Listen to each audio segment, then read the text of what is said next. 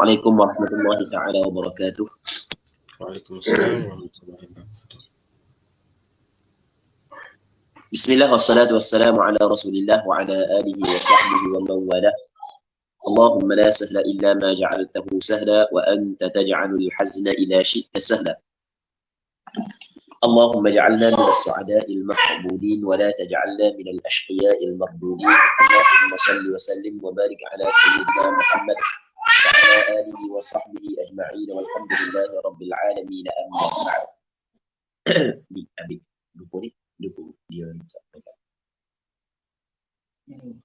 InsyaAllah kita sambung semula pengajian kitab Minhajul Talibin karangan Imam Nawawi rahimahullah subhanahu wa ta'ala. Anjuran doa Bulu Gading, jazakumullahu anna khairah. Muslimin muslimat yang dirahmati oleh Allah subhanahu wa ta'ala, kata Imam Nawawi, walau nawa iqamata arba'ati ayamin bimawdi' inqata'a safaruhu biwusulih wa la yuhsabu minha yawma dukhulihi wa khurujihi ala sahih. Jadi kita masih lagi dalam perbincangan berkenaan dengan sembahyang orang yang bermusafir, yang mana antara rukhsah yang diberikan kepada orang yang bermusafir adalah sembahyang qasar. Qasar ni maksudnya sembahyang 4 buat 2 rakaat. Dia qasar lawang dia tamam. Tamam ni adalah sembahyang 4 buat 4 rakaat. Okey, kita ada qasrus salah dan kita ada tamamus salah. Qasar sembahyang maksudnya sembahyang 4 buat 2. Manakala tamamus salah maksudnya sembahyang 4 buat 4 rakaat. Qasar lawang dia tamam. Tamam lawang dia qasar. Dia berbeza dengan jamuk. Jamuk dia bukan lawang dia tamam. Itu kita kena faham. Jamuk bukan lawang dia tamam. Katanya qasar ni dibolehkan ataupun diberi kepada orang yang bermusafir. Jadi ketika mana orang itu bermusafir, maka boleh dia qasar sembahyang. Selama mana dia bermusafir, cukup syarat-syarat dia, perjalanan itu adalah perjalanan yang jauh, maka boleh dia qasar sembahyang.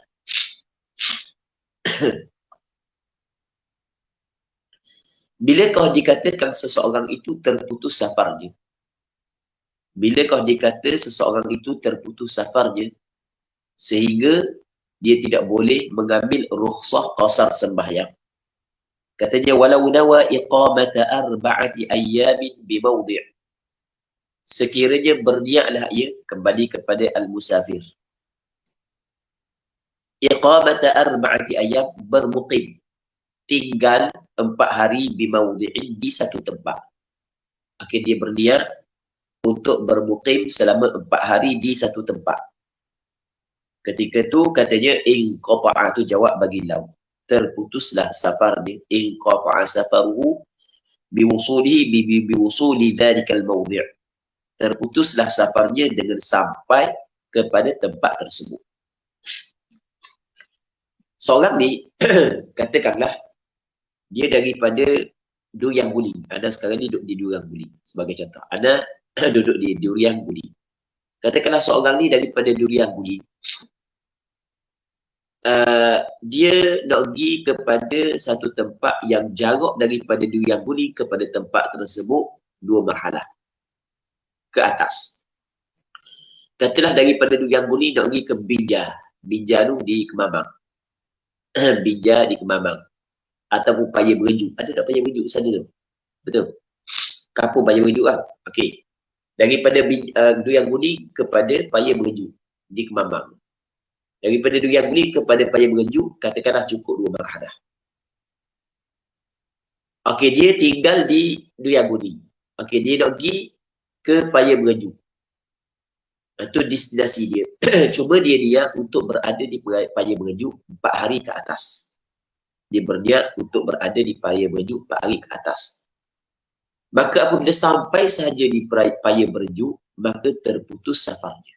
Maksud dia terputus safarnya, tidak lagi boleh dia mengambil rukhsah qasar sembahyang apabila dia sampai pada Paya Berejuk. Okey, boleh faham tak Zul? Dan masalah ni sebenarnya ramai di kalangan orang awam tersilap dalam masalah ni. dia faham bahawasanya apabila kita pergi kepada satu tempat, apabila kita sampai tempat tu, boleh kita kosong sembahyang selama 4 hari. Lebih daripada 4 hari baru nak ada kosong sembahyang. Itu salah. Itu tak betul sebenarnya. Ini perlu kita kena perbetulkan sebenarnya. Ini salah. Dia apabila kita pergi kepada satu tempat, kosak kita nak duduk pada tempat tersebut 4 hari ke atas, semata-mata sampai kita pada tempat itu terputus safar kita. Semata-mata sampai kita pada tempat tersebut terputus safar kita. Tak boleh dah kita nak jamak kosong. Bukan setakat 4 hari, sehari pun tak boleh. Jadi apabila kita niat untuk berada di situ 4 hari ke atas, itu yang pertama. Semata-mata kita sampai di tempat tersebut putus dah safar kita. Jadi apabila putus safar, maka tidak boleh dia mengambil rukhsah yang diberikan kepada orang yang bermusafir. Antaranya adalah qasar sembahyang. Itu kita kena faham. Muslimin muslimat yang dirahmati oleh Allah Subhanahu wa taala. Soalannya, kenapa kau dikirakan 4 hari? Penentuan 4 hari itu faham daripada mana? Dia sebenarnya penentuan 4 hari itu difaham daripada sebuah hadis yang dikeluarkan oleh Imam Bukhari dan Muslim. Yang mana kata Nabi sallallahu alaihi wasallam, yuqimul muhajiru ba'da qada'i nusukihi 3. Orang yang berhijrah, dia boleh tinggal di Mekah setelah daripada menyelesaikan ibadatnya selama 3 hari. Jadi Rasulullah larang sahabat bermukim di Mekah, tinggal di Mekah. Hanya Rasul bagi duduk 3 hari saja. Jadi bermakna difahami daripada hadis ini 3 hari dia tidak terputus safar. Masih lagi dikatakan orang tu orang bermusafir. Lebih daripada 3 hari barulah dikatakan putus safar. Lebih daripada 3 hari itu 4 hari. Iaitu 4 hari lah. Kalau dah cukup 4 hari, lebih daripada 3 hari tapi tak cukup 4 hari, dia mengambil hukum 3 hari. Dia bukan mengambil hukum 4 hari. Maksudnya, selama mana tidak cukup 4 hari, maka selama tu dia tidak terputus safar dia. Kata dia, wala yuhsabu minha yawma dukhulihi wa khurujihi 'ala as-sahih. Dan tidak dihitung daripada 4 hari, yawma dukhuli 2 hari masuknya, wa khuruji dan keluarnya. Hari tiba dan hari pulang. 2 hari itu tidak dikira. Ini kalau dia sampai pada siang hari. Kalau sampai pada malam, malam tu tidak dikira. Okey, kita buat 2 contoh. Katakanlah orang tu, katakanlah orang tu, dia bertolak daripada Riyaguli. Daripada Riyaguli dia bertolak pada hari ni tu. Hari Isnin. Katakanlah tolak hari Isnin. Jadi sampai kepada payah menunjuk dah hari Isnin jugalah, sebab kita cepat nak sambung macam dulu. Kita cepat, sampai hari Isnin. Hari ni tak kira. Boleh faham? Hari ni tak kira. Mula kira. Mula kira benda hari Selasa, hari Rabu, hari Khamis. Lepas tu hari Jumaat. 4 hari kan? Cuma oleh kerana kita sampai siang hari, di malam tu permulaan kira dah malam tu. Faham lagi? Kita sampai siang hari, malam tu permulaan kira. Cakap kita mana? Tengok. Hari Senin kan? Malam Selasa, hari Selasa. Hari semalam. Malam Rabu, hari Rabu. Faham lagi? 2 hari 2 malam. Malam Khamis, hari Khamis. Malam Jumaat, hari Jumaat. Itu 4 hari. Jadi, kalau dia nak keluar selepas daripada hari Jumaat, dia bagi sedia hari benda tu. Hari Senin. Kalau dia nak keluar selepas daripada hari Jumaat, nak keluar selepas daripada benda hari Jumaat, maka bermakna dia telah berniat untuk berada di payung mengeju selama 4 hari. Kita tak gitu? Dia sampai hari Senin. Dia sampai siang hari Senin kan? Maka, esok hari Selasa. Malam Selasa. Lepas tu hari Selasa. Kita tak gitu? Malam Rabu, hari Rabu. Malam Khamis, hari Khamis. Malam Jumaat, hari Jumaat. Boleh 4 hari lepas situ. Kalau dia nak keluar selepas daripada hari Jumaat, Okey, selepas daripada hari Jumaat, maka bermakna dia telah berniat untuk berada di Paya Berjuk selama berapa hari tu? Selama 4 hari. Okey, boleh faham? Sebab kita nak kira hari sampai dengan hari keluar. Jadi semata-mata sampai saja di Paya Berjuk, maka putus safar dia. Maka ketika itu tidak boleh lagi dia mengambil rukhsah yang diberikan kepada orang yang bermusafir. Antaranya adalah qasar sembahyang. Berbeza kalau dia nak keluar daripada Paya Berjuk sebelum daripada, tengok. Maksudnya, sebelum daripada malam Sabtu. Dari Jumaat kan? Sebelum daripada malam Sabtu, dia nak keluar. Mungkin nak keluar hari Jumaat, ataupun malam Jumaat, ataupun hari Khamis, malam Khamis, ataupun hari Rabu, malam Rabu, ataupun hari Selasa, ataupun malam Selasa. Okey, selama tu boleh lagi dia jamak qasar kerana belum lagi putus safarnya. Okey, boleh faham tak Zul? Boleh faham kan? Dia kalau sekiranya dia sampai pada siang. Okey, kalau dia sampai malam, maka malam tu tidak dikira. Apa yang dikira adalah hari yang selepas daripada dia. Malam tu dia tidak dikira, tapi yang dikira je adalah hari yang selepas daripada dia. Okey, muslimin muslimat yang dirahmati oleh Allah Subhanahu wa taala.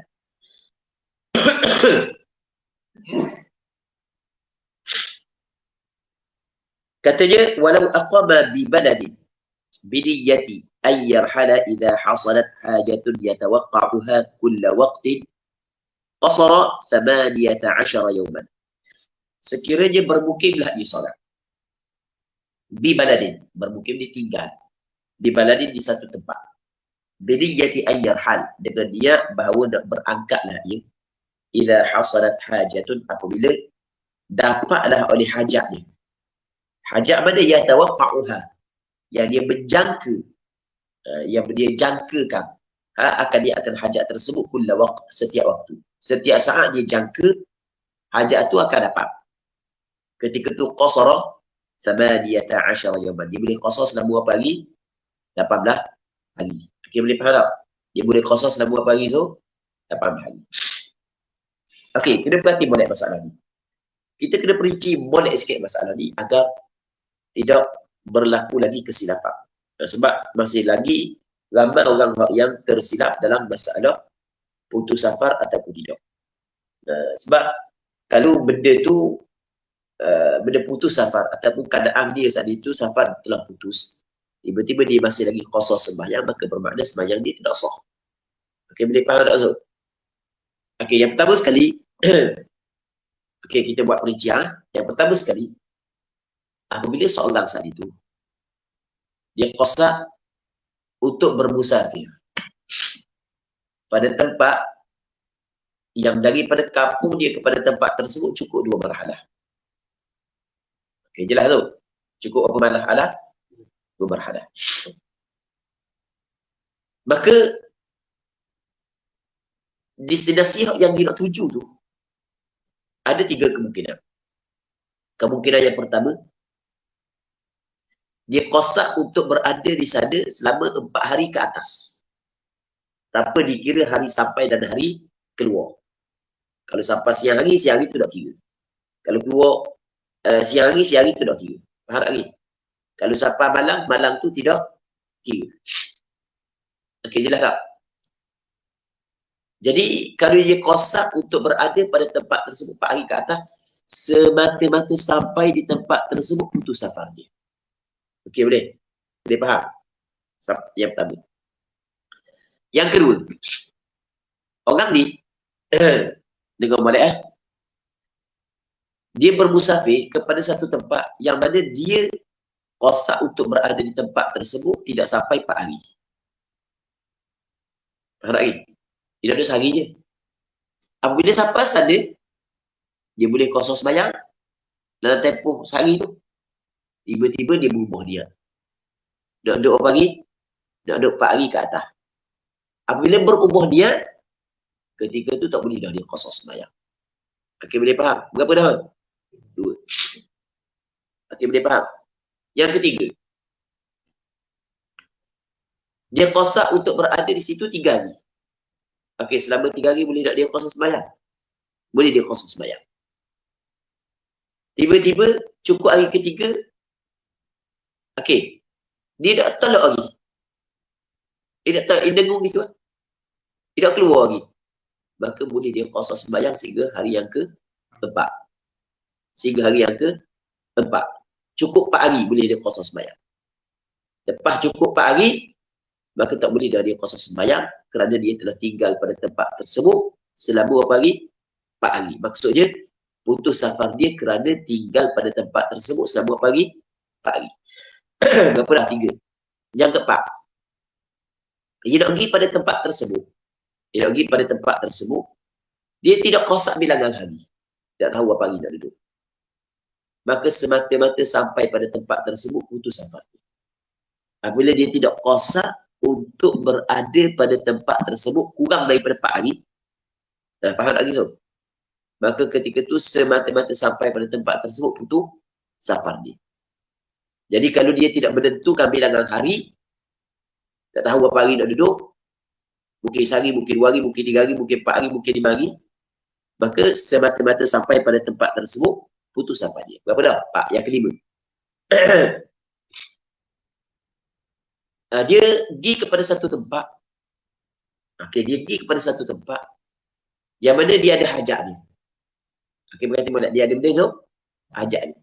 Yang mana hajat dia, dia akan setiap saat, setiap detik dia mengharapkan hajat dia selesai. Dan dia apabila selesai hajat, dia akan balik. Jadi ketika dia menanti hajat dia, dia seperti orang yang bermusafir. Faham tak dia? Sebab dia?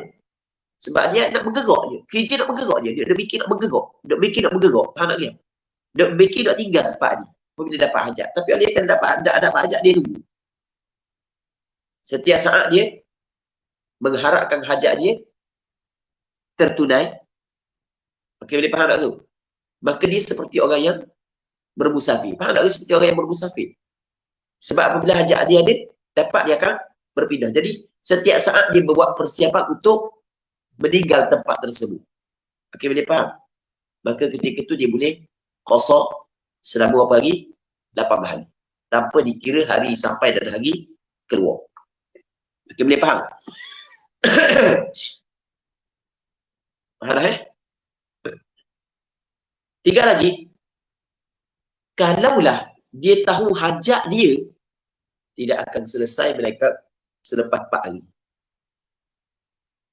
Maka ketika itu tidak boleh qasar selama 18 hari. Itu kita kena faham. Kalau dia jelas dah, nyata dah hajat dia tidak selesai melainkan 4 hari ke atas, baru selesai hajat dia.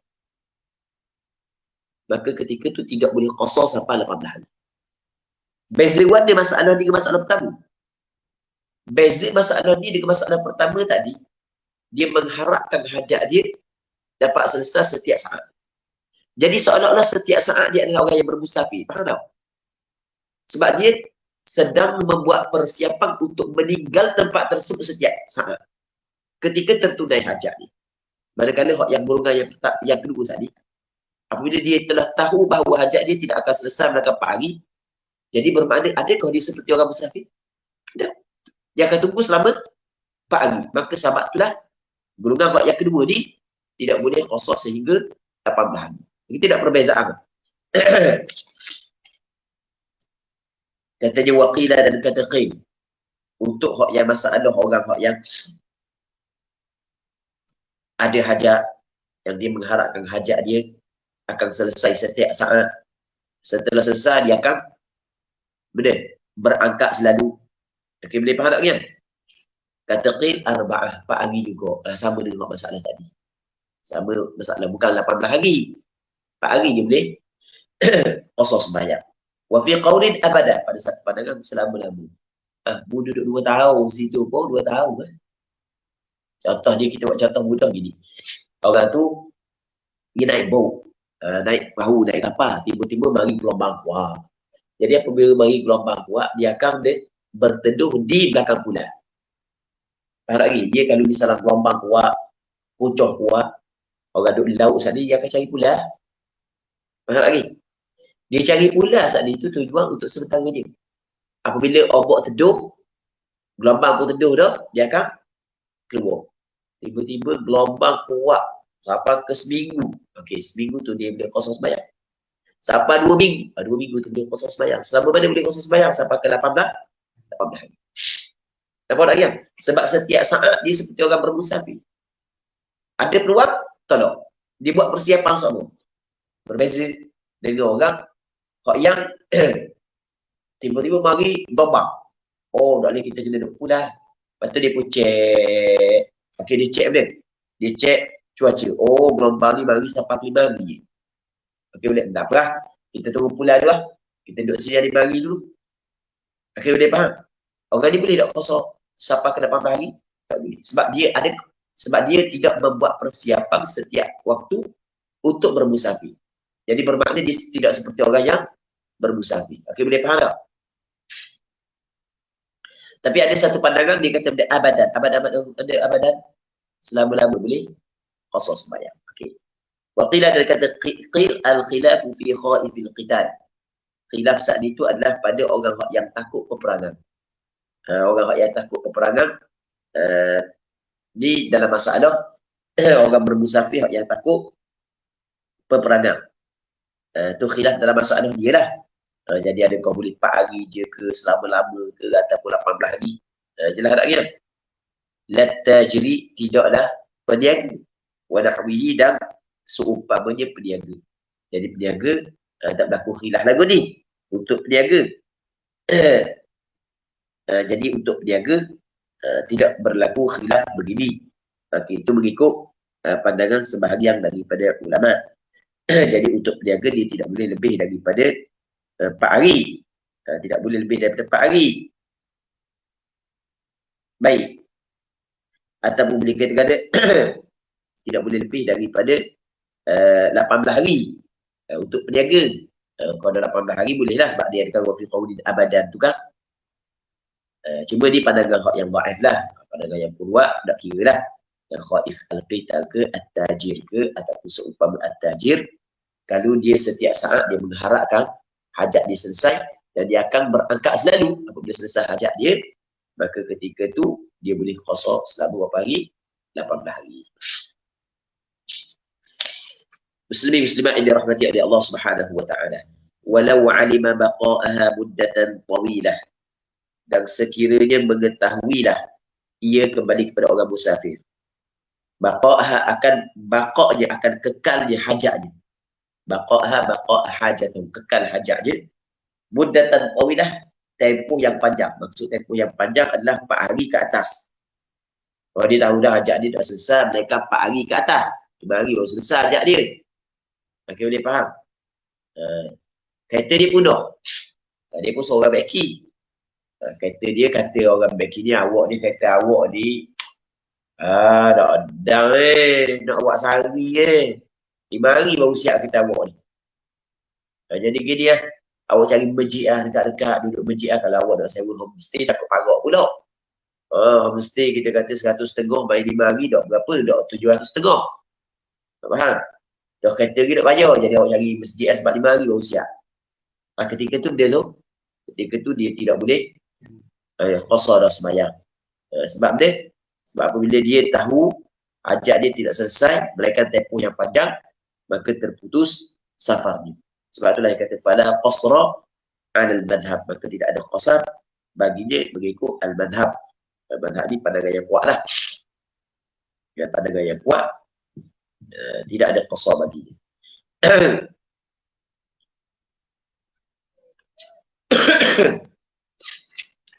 Muslimin muslimat yang dirahmati oleh Allah Subhanahu wa taala. Seterusnya katanya wa tawilus safari 48 milan hashimiyah. Dulu dikatakan dia kata dikosarkan sembahyang 4 rakaat yang ditunaikan pada perjalanan yang jauh. Okey, ukuran jauh dengan pendek perjalanan tu bagaimana? Katanya wa tawilus safar, yang jauh daripada permusafiran, maksudnya permusafiran yang jauh. Wasafarut tawil, perjalanan yang jauh adalah 48 milah, 48 batu Hashimiyah yang disebutkan kepada Bani Hashim. Batu Hashimiyah. Dia adalah pengiraan yang dikira oleh orang Arab dulu. Kita tak tahu bagaimana mana 48 batu kita tadi, kita tak kira dengan batu, kita kira dengan benda so, dengan kilometer tadi. Baik.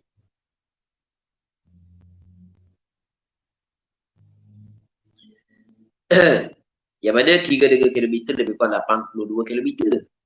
Dulu dia kira dengan batu. Untuk batu pun dia ada batu Hashimiyah, batu Al-Umayyah. Ya lain lah. Dia ada batu yang disebutkan kepada Bani Umayyah. Ada batu yang disebutkan kepada Hashimiyah. Baik, dia ada perbezaan lah. Dulu kalau disebut kepada batu Hashimiyah 48 batu. Baik. Qultu berkata oleh aku Imam Nawawi wahwa, dan iaitu mana? Tawilus safar ni, perjalanan yang jauh adalah marhalatan, di dua marhalah. Bisayril asqal, dengan sayr perjalanan al-asqal, unta yang membawa muatan. Al-asqal makna unta yang membawa muatan. Tidak, unta yang membawa muatan. Sebab kalau tidak ada muatan, dia cepat sikit berbanding dengan tidak ada muatan. Tak gitu. Ada muatan lebih cepat, tidak ada muatan dia lebih cepat berbanding dengan ada muatan. Tak gitu. Kita kalau kita bawa kereta sekalipun, kita bawa kereta, kalau ada muatan dia lambat sikit berbanding dengan tak ada muatan lah. Jadi dua marhalah dengan dikirakan perjalanan al-asqal. Al-asqal ni adalah unta yang membawa muatan.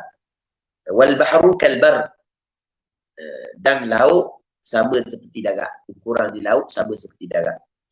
Falau qata'al amyala fihi fi sa'atin qasar, maka sekiranya qata'a dia memutus al-amyal akan batu-batu itu, dia memutuskan batu-batu itu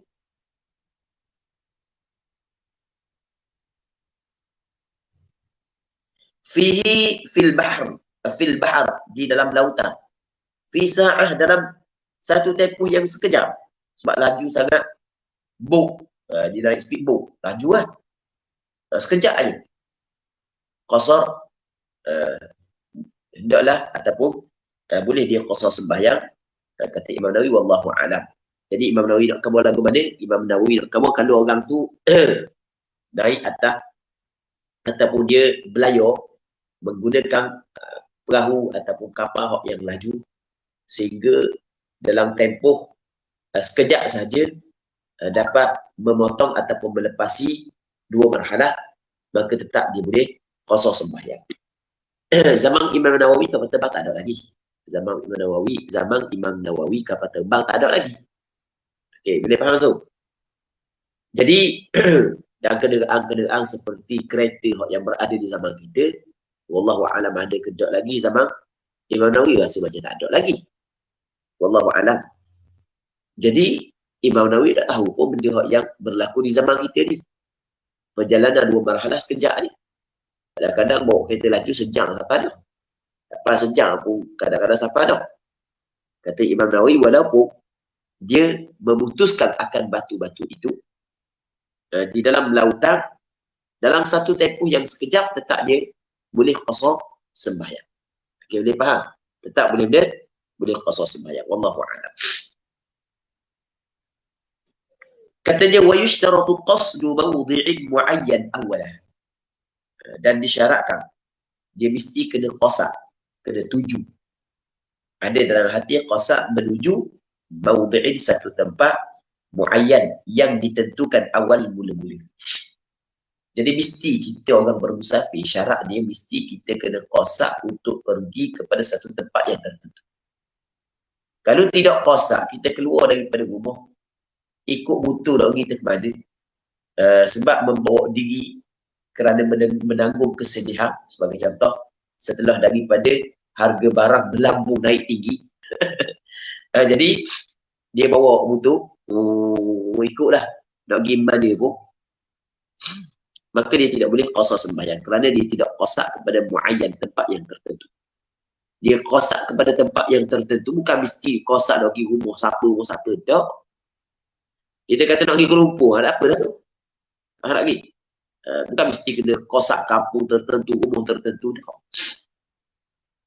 Tak mesti ada kosak. Jadi kalau orang tak ada kosak, pakai gigi, jengkok, daya butuh, nak musi, maka tak boleh dia qasar sembahyang.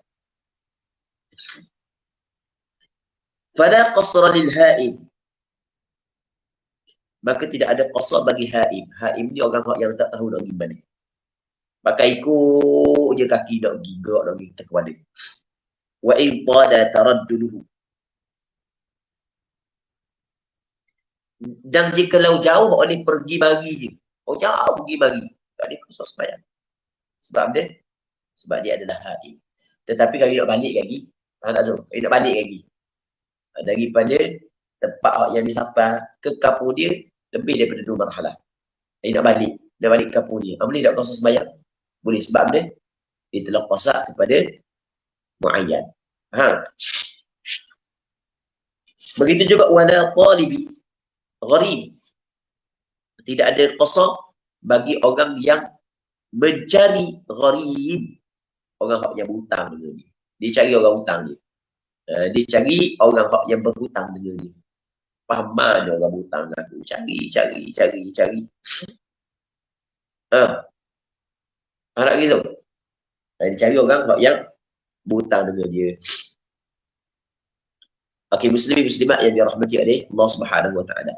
Dia kalau kita cari orang berhutang, dia kalau kita tahu tempat dia, okey. Kalau kita tahu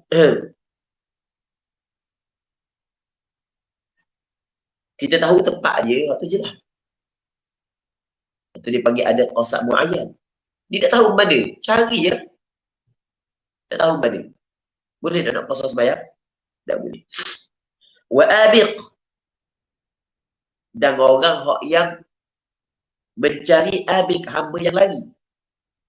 Dia nak cari hamba dia lagi. Dia tahu dah tempat dia tu. Kalau tahu tempat, mudah. Dia tak tahu. Yang mana abiq ni yarji'u mata wajadahu. Ataupun talibi abiqin yang dia yarji'u, yang dia akan kembali mata wajadahu, bila mana ataupun talibi gharib wa abiq, dia akan kembali semula kepada talib. Orang yang cari tuang hutang ataupun orang yang berhutang sebab gharib boleh digunakan kepada makna tuang hutang dan boleh digunakan kepada makna orang yang berhutang. Yang dia akan kembali talib saat itu, orang yang cari saat dia, orang berhutang atau cari hamba dia lagi, dia akan kembali mata wajadahu bila mana mendapati lagi akan dia. Kalau dia jumpa dengan hamba lagi, dia akan balik. Jumpa dengan tuang hutang ataupun jumpa dengan orang yang beri hutang pada nak bayar hutang ni, maka dia akan balik. Maka dia tidak boleh qasar sembahyang. Mereka kalau dia tahu di mana tempat yang dia akan tuju, tak semesti hamba di situ. Dia nak tuju mana kalau dia tahu. Jadi bermakna ada qasar muayyan. Maka ketika itu barulah boleh qasar sembahyang. Wala ya'lamu mawdi'ahu, dan dia tidak mengetahui akan tempatnya, tempat bagi gharib dan abiq saat itu. Tidak tahu tempat dia. Kalau tahu tempat, maka jelaslah dia ada qasar muayyan. Nak jawab? Okey, kata dia walau kana li maqsidihi tariqan. Dan jika adalah bagi maqsidnya, bagi destinasinya, tempat tuju dia, tempat dia tuju, tempat dia nak pergi tu, ada tariqan, ada 2 tariq, 2 jalan. Tawilun badal bagi tariqan. Ada jalan yang panjang, jauh, wa qasid, dan ada jalan yang dekat, pendek. Jadi ada jalan 2 jalan. Nak pergi satu tempat ada 2 jalan. Jalan patah, jalan darat. Kalau jalan patah, tak cukup 2 marhalah. Jalan darat cukup 2 marhalah. Contoh kan? Okey. Ketika ada 2 jalan. Ada jalan dekat, ada jalan jauh. Tiba-tiba fasadaka tawil. Kemudian dia melalui jalan yang panjang, yang jauh. Cukup 2 marhalah. Li gharadin, kerana ada tujuan. Contoh kesubulah seperti mudah. Jalan darat mudah, tak ada lebih syarat. Au au amnin ataupun selamat. Jalan patah, jalan ni, jalan patah, jalan patah, jalan darat selamat sikit. Jalan patah tak selamat mana? Sebagai contoh. Qasar ketika itu boleh diqasar sembahyang. Jadi Pak Benek kata, kalau satu destinasi itu ada dua jalan, ada jalan yang nak cukup bermarhalah, ada jalan yang cukup dua marhalah. Kalau dia lalu jalan yang cukup dua marhalah, boleh dia qasar sembahyang. Tapi dengan syarat ada tujuan. Kalau tak ada tujuan semata-mata nak qasar sembahyang, pilih jalan jauh, tak boleh. Sebab dia telah melakukan perkara yang sia-sia. Lagi yang wa illa fala, dan jika tidak maksudnya jika tidak ada gharad, tidak ada sebarang keperluan, sebarang tujuan, dia saat itu lalu jalan jauh hanya semata-mata untuk qasar sembahyang, pada maka tidaknya tidak boleh dia qasar sembahyang fil azhar, ikut kaul al-azhar. Okey, jelas. Okey, muslimin muslimat yang dirahmati oleh Allah Subhanahu wa taala. Kata dia, walau tabi'al amdu aw az-zawjatu aw al-juddi malika amrihi fi safar wa la ya'rifu maqsidahu fala qasra. Jikalau mengikut oleh hamba dia ikut siapa? Hamba ikut siapa? Hamba ikut tuang dia, ikut pengguru dia. Aw az-zawjatu ataupun mengikut oleh isteri ikut siapa? Suami. Sama juga anak ikut ayah. Awil jundi ataupun tentera.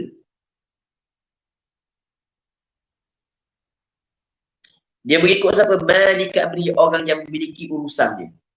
Jadi maksud malika amri, kalau al-abd tuang dia, kalau az-zawjah zauj, kalau al-jundi adalah ketua.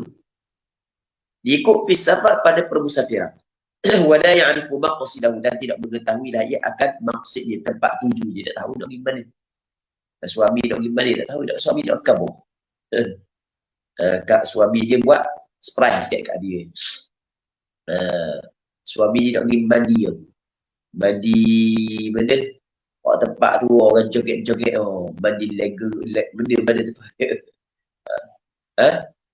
Mana? Aduh, kena dia. Okey. Jadi suami dia nak surprise. Nak pergi mana bang? Nak kabur. Okey, bini dia tak boleh qasar sembahyang. Itu maksudnya fala qasra, maka tidak boleh qasar. Sebab apa? Sebab dia tidak qasar kepada benda muayyan. Okey, boleh faham? Dia tahu mana nak pergi. Kalau dia tahu tu masalah lain. Ni dia tidak tahu. Falau nawau masafatal qasri qasara al-junni dunahuma. Sekiranya mereka itu berniat masafatal qasri, akan perjalanan qasar sembahyang. Mereka itu berniat perjalanan qasar sembahyang. Ketika itu qasara al-junni dunahuma. Boleh qasar oleh tentera, tidak, keduanya kembali kepada hamba dan isteri. Ini sebenarnya contoh je. Okey, sekarang ni kita kena ingat, hamba dia kena ikut tok guru dia. Faham lagi? Hamba ni tidak tahu tok guru dia nak pergi mana. Ikut tok guru dia. Lepas tu dia perjalanan yang boleh qasar sembahyang. Hamba tu, tok guru bawa, aku nak pergi, hamba tu, aku nak pergi ke Mamang. Padahal tu dia nak bawa pergi ke Mamang. Cuma dia perjalanan boleh qasar sembahyang. Faham? Orang puak, tok lelaki dia waktu baik daripada rumah, dia kata kita pergi dua, aku nak pergi ke Mamang. Dia tak tahu tok lelaki nak pergi mana, dia niat nak pergi ke Mamang. Contoh, dia duduk di yang boleh, dia niat nak pergi ke Mamang. Jelas tak tu? Sama juga tentera. Dia ikut ketua dia. Tiba-tiba tak tahu tu ketua nak pergi mana. Ketua nak pergi mana tak tahu. Jelas. Ketua nak pergi mana tak tahu. Dia pun niat nak pergi ke Mamang. Dia tak tahu nak pergi mana, ikut je. Maka katanya qasar al-jundi Tentera boleh kosong. Tidak keduanya. Hamba dengan isteri tidak kosong. Tapi kena faham, masalah ni kita tidak boleh faham zahir gini.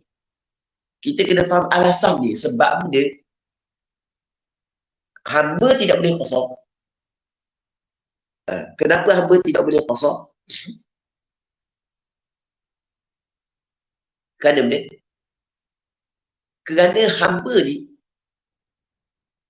dia kena ikut Tok Guru. Faham lagi? Niat dia, apa kata balik? Niat dia tidak ghairu mu'tabar. Niat dia tidak dikira sebab dia tidak menguasai perjalanan tersebut. Okey, boleh faham? Sama juga dengan isteri. Isteri dia ikut siapa? Tok lelaki dia. Ketika dia tidak dapat menguasai perjalanan tersebut, tiba-tiba dia niat untuk pergi kepada tempat yang boleh kosong sembahyang. Sedangkan bukanlah dia yang menentukan perjalanan, maka sebab tu tak boleh kosong sembahyang. Manakala jundi ni dia tidak terikat dengan ketua. Okey, boleh faham? Kalau dia niat nak berjalan masafatul qasr, boleh. Sebab dia tidak terikat dengan ketua. Okey. Jelas tak alasan dia? Okey, apabila jelas alasan, jadi bermakna, kalaulah, dengar boleh, tok lelaki dengan bini. Tok lelaki sebuah kereta, bini sebuah kereta. Perhati boleh. Tok lelaki sebuah kereta, bini sebuah kereta. Dan tok lelaki telah memberi izin kepada bini nak pergi mana pun hari ni. Nak pergi mana pun hari ni. Okey, boleh faham? Tiba-tiba tok lelaki kata, tok lelaki pun duduk depan, bini ikut follow belakang. Ya, faham lagi? Bini saat ni nak ikut tok lelaki dia. Tapi nak tahu tok lelaki nak pergi mana, dia pun kosak dalam hati dia nak pergi ke Kuantan. Bini saat ni tu. Faham lagi? Maka ketika itu bini boleh kosong sembahyang. Sebab apa dia? Sebab bini pada ketika itu dia menguasai perjalanan tersebut. Okey, boleh faham? Boleh faham tak? Okey, sama juga. Kalau tentera kita tadi, kita kena buat contoh kan? Tentera di dalam waktu kerja, ketika sedang di dalam waktu bekerja, dan dia ada operasi yang mesti wajib dia kena ikut ketua dia. Faham tak yang? Dia dalam waktu bekerja. Okey, boleh faham? Lepas tu ada operasi yang perlu dilakukan oleh dia, yang mesti dia kena ikut ketua dia. Tapi tu ketua dia tak nak pergi balik. Tiba-tiba dia niat untuk kosong sembahyang. Boleh tak dia kosong sembahyang? Tak boleh. Sebab dia tak boleh.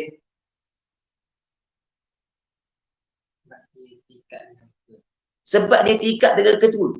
Dia tak tahu ketua nak pergi mana. Niat dia saat itu tidak boleh dikira. Okey, boleh faham? Sebab dia tidak menguasai perjalanan tersebut. Jelas tak? Berbeza dengan tentera yang di luar waktu bekerja. Okey, boleh faham? Ataupun tidak ada kewajipan dia untuk terikat perjalanan tersebut dengan ketua. Okey, boleh faham? Dia bawa kenderaan diri. Dan ketua dia nak pergi kat tu, dia ikut tak Tapi tak tahu nak pergi mana. Cuma dalam kosak hati dia, aku nak pergi Kuantan.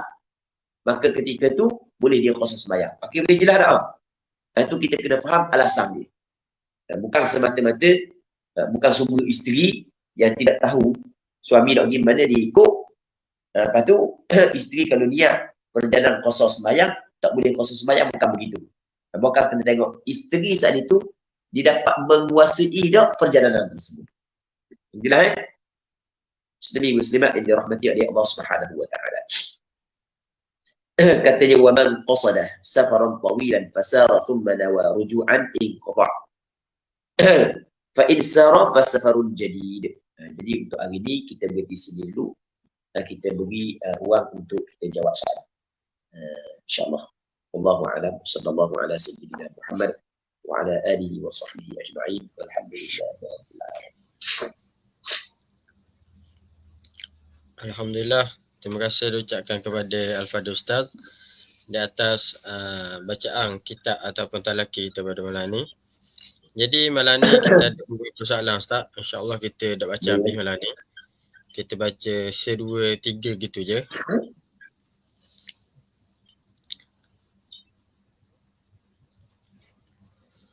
Assalamualaikum. Waalaikumsalam. Masa saya jadi imam, saya tak ingat 3 rakaat ketiga tepat. Jadi masa saya bangun dari sujud tu, saya qasak gini.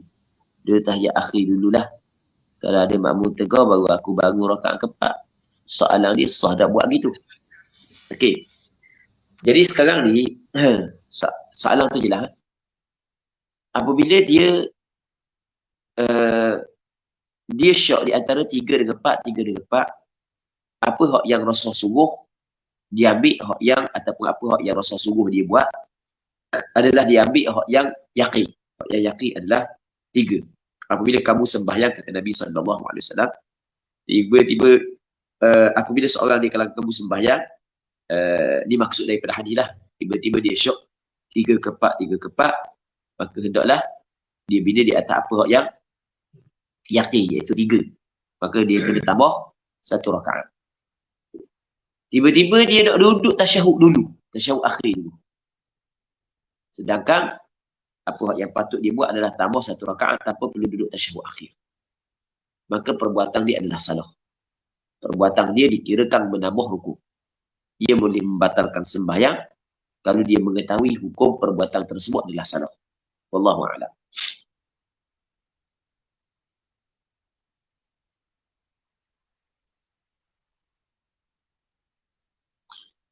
Assalamualaikum Ustaz. Waalaikumsalam. Kalau kita niat dalam bahasa Melayu boleh tak? Niat benda Niat memang niat dalam bahasa Melayu sebab niat di tempat dalam hati. Niat benda. Tu sangat ni. Maksudnya terlalu umum. Niat benda. Niat memanglah. Tak ada masalah lah niat dalam bahasa Melayu. Wallahu a'lam.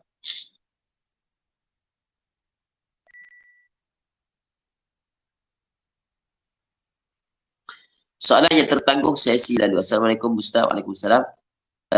Saya dari Cukar ke Mamang. Pergi Kuala Terengganu sampai hari Ahad petang dan akan tolak balik semula Cukar hari kami. Malam Jumaat. Ada orang kata sampai je Ganu saya tak boleh jamak dah sebab nak keluar malam tu. Masuk hari ke-4 dah. Kalau keluar siang, dah apa? Betul ke? Tadi kita cerita dah bagaimana cara pengiraan. Jadi kalau kita tengok dia saat itu sampai hari Ahad. Okey, hari Ahad tu dah kira. Lepas tu tengok malam Isnin, hari Isnin, okey sehari semalam. Malam Selasa, hari Selasa, 2 hari 2 malam. Malam Rabu, hari Rabu 3 hari 3 malam. Malam Khamis, hari Khamis, berapa hari dah? 4 hari. Jadi kalau nak keluar malam Jumaat, maka tak boleh dah dia jamak qasar apabila sampai di tempat tersebut. Tapi dia kalau nak keluar sebelum daripada malam Jumaat, maka boleh. Wallahu a'lam.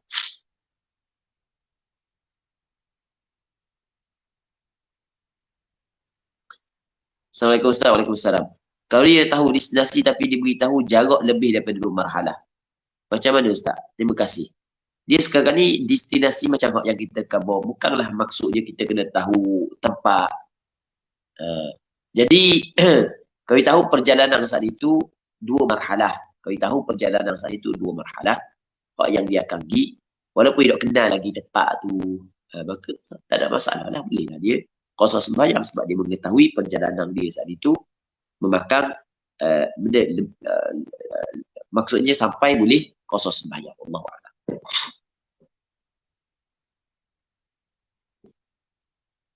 Masalah haid. Pada kebiasaannya seorang wanita tu haid dia mari 7 hari setiap kitaran. Tapi bila dimakai alat cegah hamil, haid dia jadi 10 hari atau lebih setiap kitaran. Dalam keadaan sifat darahnya adalah sifat darah haid. Adakah darah yang keluar selepas hari ke-7 ada darah haid atau istihadah? Baik. Kita kena tahu bahawasanya sebanyak-banyak haid adalah 15 hari. Okey, itu yang pertama. Yang keduanya, adat perempuan boleh berubah. Okey, 2. Jadi ketika mana perempuan kebiasaan 7 hari. Sama ada dia pakai alat cegah hamil ke ataupun tidak, tiba-tiba hari ke-8 masih lagi ada darah untuk bulan ni, maka tetap hari ke-8 tu haid, hari ke-9 tu haid, hari ke-10 tu haid. Sebab sebanyak-banyak haid adalah 15 hari. Dan haid adat haid dia boleh berubah. Itu kita kena faham. Kita tidak boleh hukum darah itu sebagai darah istihadah, melainkan apabila darah itu melepasi hari yang ke-15. Selama mana tidak melepasi hari yang ke-15, walaupun menyalahi adat, kesemuanya adalah haid. Wallahu a'lam. Salah sama sekali bagi perempuan yang kebiasaan haid dia 7 hari, tiba-tiba hari ke-8 masih lagi ada darah, terus dikata hari ke-8 adalah istihadah. Itu adalah salah. Wallahu a'lam.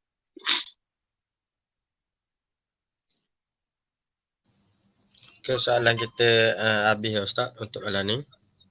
Ya.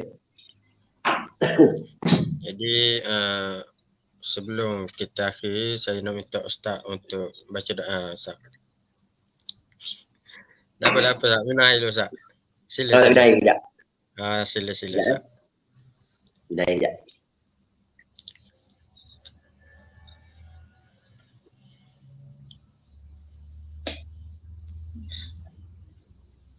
Bismillah wassalatu wassalamu ala rasulillah wa ala alihi wa sahbihi wa man walah.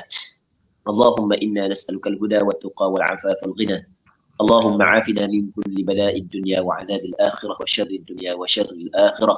Allahumma yassir lana umurana ma'a ar-rahati li qulubina wa abdanina was salamata wal 'afiyata fi dinina wa dunyana. Allahumma barik lana fi a'malina, barik lana fi awqatina, barik lana fi kulli shay'in a'taytana. وصلى الله على سيدنا محمد وعلى آله وصحبه أجمعين والحمد لله رب العالمين. Niat sembahyang jamak dalam bahasa Melayu boleh tak Ustaz? Boleh, tak ada masalah. Nak niat dalam bahasa India pun tak apa. Dia tak ada masalah. Yang penting kita faham bahawasanya kita nak jamak sembahyang. Maka terima kasih diucapkan kepada Al-Fadil Ustaz di atas talaki kita pada malam ini.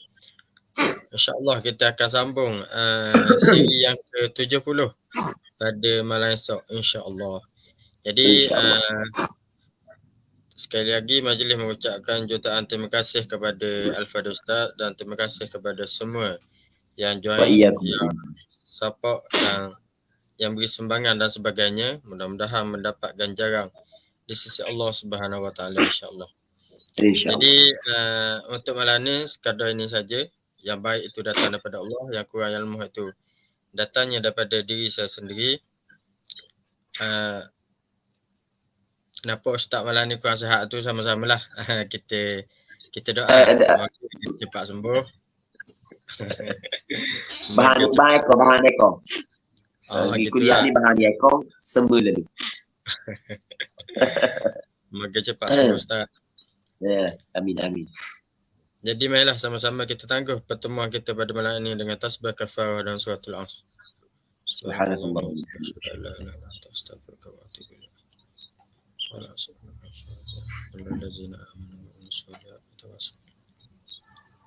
Assalamualaikum warahmatullahi wabarakatuh. Waalaikumsalam warahmatullahi.